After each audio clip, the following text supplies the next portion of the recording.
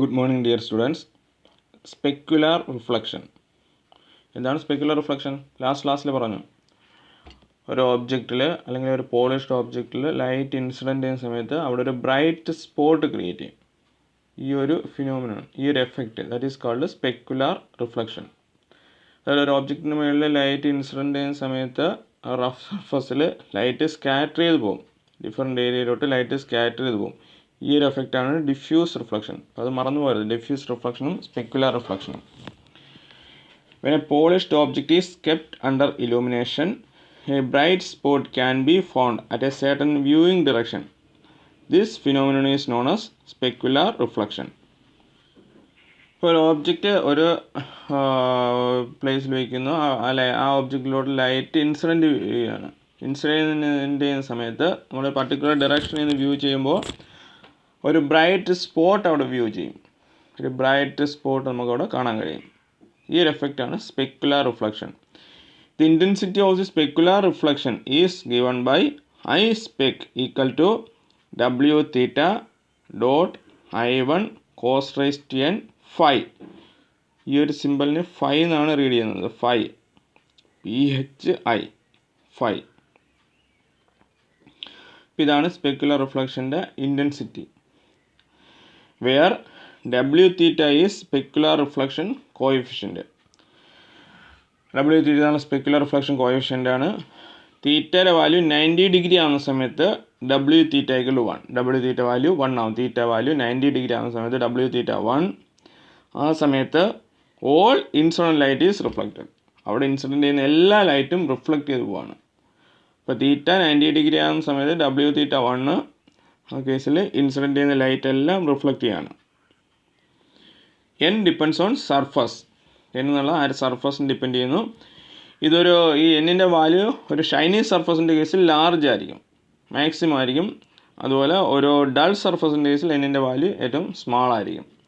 അതുപോലെ ഫൈ എന്നുള്ളത് viewing angle relative to the specular reflection direction. Phi എന്നുള്ളത് ഇവിടെ വ്യൂയിങ് ആംഗിൾ ആണ്. ഈ ഒരു ഫിഗർ നോക്കുമ്പോൾ മനസ്സിലാവും. ഇതാണ് ഇവിടുത്തെ ഓബ്ജക്റ്റ്. ഈ കാണിച്ചിരിക്കുന്നതാണ് ഓബ്ജക്റ്റ്. ഈ ഒരു ഓബ്ജക്റ്റിൽ ലൈറ്റ് ഇൻസിഡൻറ്റ് ചെയ്യുന്ന ലൈറ്റ് L,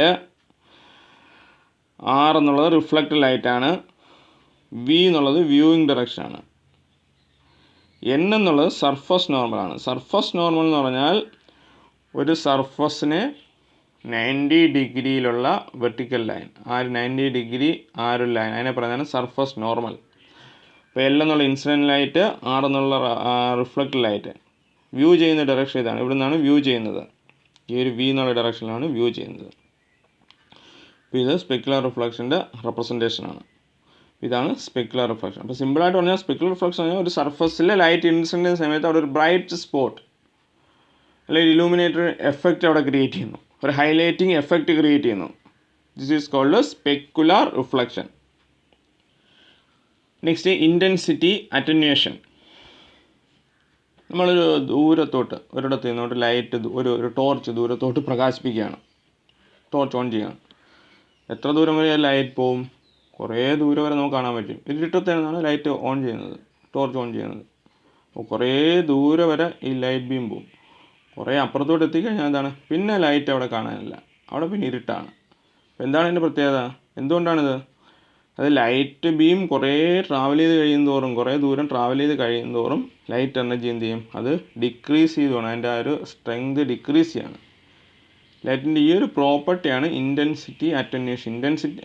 അറ്റന്വേഷൻ എന്ന് പറഞ്ഞാൽ ദുർബലമാവുക എന്നുള്ളതാണ്. അതിൻ്റെ ശക്തി ക്ഷയിക്കുക, that is attenuation.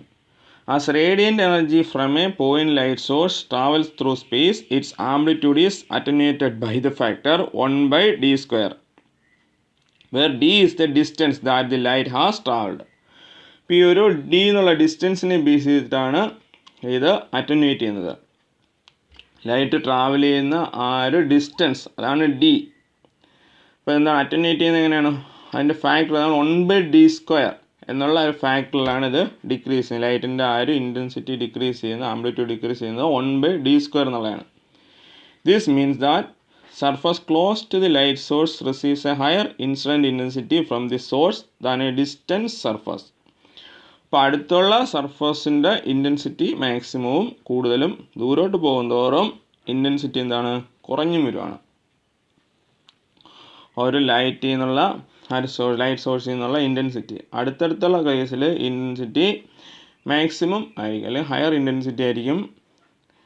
Distant സർഫസിലാകുമ്പം intensity കുറവായിരിക്കും.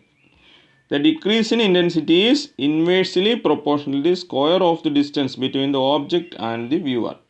ഇപ്പോൾ ഒരു ഇൻറ്റൻസിറ്റിയുടെ ഡിക്രീസ് എഫക്റ്റ് എന്നുള്ളത് inversely proportional to square of the distance between the object and the viewer. ആ ഒരു ഓബ്ജക്റ്റും വ്യൂവറും തമ്മിലുള്ള ഡിസ്റ്റൻസിൻ്റെ സ്ക്വയർ ഇൻവേഴ്സ്ലി പ്രൊപ്പോർഷണൽ, അതാണ് 1/d² എന്ന് പറയുന്നത്. ഇൻവേഴ്സ്ലി പ്രൊപ്പോർഷണലാണ് ഈ ഒരു decrease in intensity. Then I equal to f of d dot kd I1 n dot L. ഇതാണ് അതിൻ്റെ ഒരു equation. Attenuation function f of d equal to 1/c0 plus c1d plus c2d², where c0, c1, c2 are constants. Attenuation function f of d എന്നുള്ളതാണ്. where kd is the diffuse reflectivity. Diffuse reflection എന്താണ് നമ്മൾ പറഞ്ഞു കഴിഞ്ഞു. ഒരു ഓബ്ജക്റ്റിൽ light incident ചെയ്യുന്ന സമയത്ത് അവിടുന്ന് light scatter ചെയ്തു, ആ ഒരു ഓബ്ജക്റ്റിൻ്റെ പ്രതലത്തിൽ നിന്ന് ലൈറ്റ് സ്കാറ്റർ ചെയ്തു. ഈ ഒരു എഫക്റ്റാണ് ഡിഫ്യൂസ് റിഫ്ലക്ഷൻ. ഇവിടെ KD എന്നുള്ളത് ഡിഫ്യൂസ് റിഫ്ലക്റ്റിയാണ്. Which is varies from 0 to 1, depends on the object surface and colour of the object. ആ ഒരു ഓബ്ജക്റ്റിൻ്റെ സർഫസിനെ ബേസ് ചെയ്തിട്ട് ഇതിൻ്റെ വാല്യൂ വേരി ചെയ്യുന്നു, KD. I1 is the intensity of the falling light source. I1 എന്നുള്ളത് ഫാളിംഗ് ലൈറ്റ് സോഴ്സിൻ്റെ intensity, incident ചെയ്യുന്ന ലൈറ്റിൻ്റെ ഇൻറ്റൻസിറ്റിയാണ്, ലൈറ്റ് സോഴ്സിൻ്റെ ഇൻറ്റൻസിറ്റി. നേരത്തെ പറഞ്ഞ പോലെയാണ്. N എന്നുള്ളത് എന്താണ് സർഫസ് നോർമൽ, L എന്നുള്ള ഇൻസിഡൻറ്റ് ലൈറ്റ്. ഇതാണ് ഇൻറ്റൻസിറ്റി അറ്റന്വേഷൻ.